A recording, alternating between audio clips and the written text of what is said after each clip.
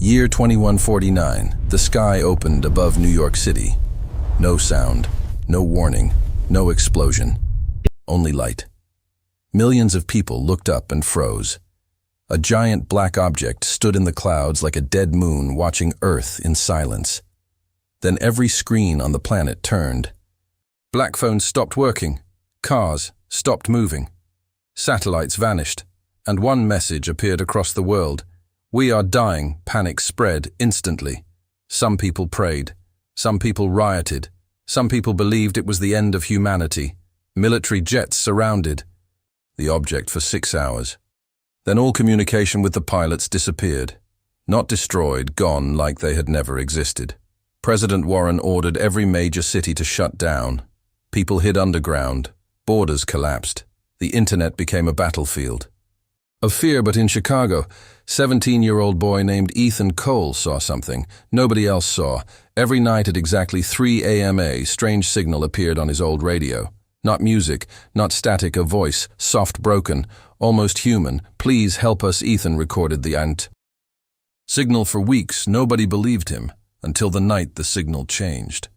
The voice said his name, Ethan Cole. "You can hear us because your mind is compatible. You must come alone."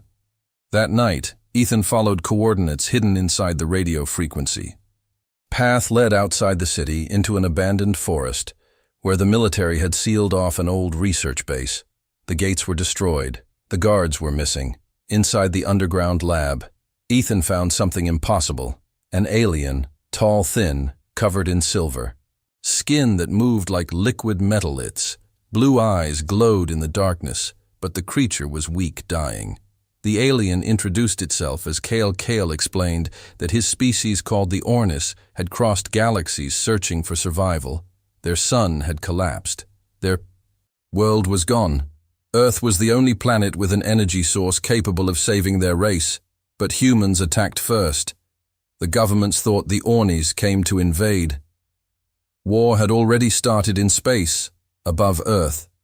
Thousands were dying every hour. Kyle looked directly into Ethan's eyes.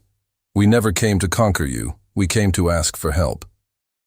Suddenly alarms exploded through the base. Red lights flashed everywhere. Soldiers stormed underground with weapons raised. General Ross entered the chamber, his face cold with fear and hatred. He pointed a gun at Kyle. "That thing killed my men." Kyle slowly shook his head. "Your fear killed them." The soldiers opened fire, but before the bullets touched Kyle, time stopped. Everything froze. The bullets hung motionless in the air only. Ethan could move. Kale stepped forward painfully. "Your species is standing at the edge of extinction, not because of us. Because of yourselves." Kale touched Ethan's forehead, and Ethan saw everything. He saw Earth burning in nuclear fire. He saw oceans turning black. He saw human armies destroying each other, while the alien ships watched helplessly from orbit. Then he saw another future, humans and Ornis together. Cities floating in the sky, disease, erased forever. New worlds waiting beyond the stars. Vision ended. Time moved again. The bullets crashed harmlessly to the floor. Every soldier stared in terror. General Ross screamed for backup, but the walls of the lab suddenly shook violently. A massive explosion hit the surface above. The war had reached. Earth alien ships filled the skies outside. Not Ornis ships, another species. The Dravocale collapsed to the ground, his voice trembling. "They followed us here." The ceiling cracked open. A monstrous creature dropped into the chamber, 8 feet tall, black armored. Skin eyes glowing red like burning coals. The soldiers fired instantly. The creature tore through them like paper. Blood covered the walls. People screamed. Ethan grabbed Kale and ran deeper into the base while chaos exploded behind them. Sirens echoed endlessly. Dravok were invading cities across the planet. Humanity had hours left. Deep inside the facility, Kyle revealed the truth. The Ornis were not warriors. They were scientists, explorers. The Dravok destroyed civilizations across galaxies hunting advanced energy. Source's Earth was next. Kale opened a hidden chamber beneath the lab floor. Inside stood a glowing machine shaped like a giant ring of blue fire. the Core A device capable of creating a planetary shield around Earth, but it required a human mind connected. Directly to alien technology, most humans would die instantly from the connection. Kyle looked at Ethan silently. "You are the only compatible one." Ethan stared at the machine. If he connected to it, his brain could burn alive. But if he refused, everyone dies. His mother. His little sister. Billions of innocent people. Outside the world was collapsing.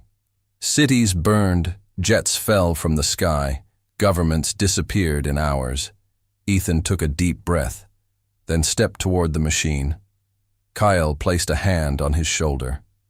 "History will remember your name."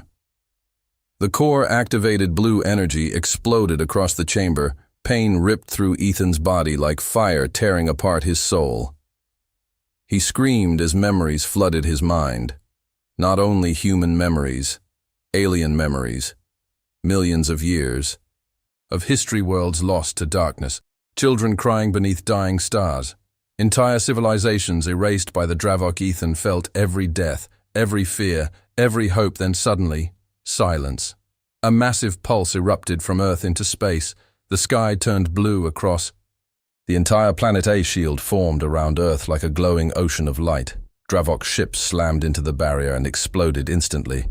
One by one, thousands vanished in fire across the stars. People around the world looked upward in disbelief. The invasion stopped. Earth survived. But inside the underground chamber, Ethan collapsed motionless beside the core. Kyle knelt beside him. For several seconds, there was no movement. Then Ethan opened his eyes slowly, but they were no longer fully human blue. Light glowed within them. Kyle smiled for the first time. The bond is complete. Weeks later, humanity learned the truth about the Ornis sphere, slowly turned into understanding. Humans and aliens began rebuilding the planet together. New technologies ended hunger. Ended disease. Ended energy wars forever. And above Earth, the giant black ship remained in orbit, not as a threat, but as a promise. A reminder that humanity was never alone in the universe. As for Ethan, he disappeared from public sight. Some say he became something greater than human. Some say he now travels among the stars with Kyle, searching for other worlds threatened by darkness. But every year, at exactly 3 a.m. old radios around the world still activate by themselves, and one message always returns. Through the static, we are no longer alone.